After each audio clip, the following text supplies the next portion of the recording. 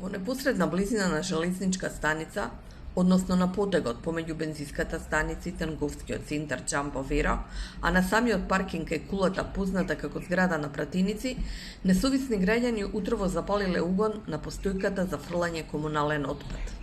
Оганот, подпомагнат од ветеров, се разгори, што за малку фалеше да предизвика поголема катастрофа, особено ако се има предвид фактот дека сето тоа се случува на десетина метри од паркинг на кој има паркирано 50 автомобили.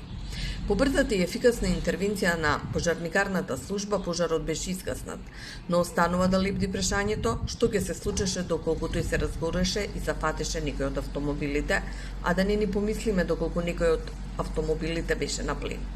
Чадот што остана по изгаснувањето е друга приказна, како и директниот ефект врз животната средина.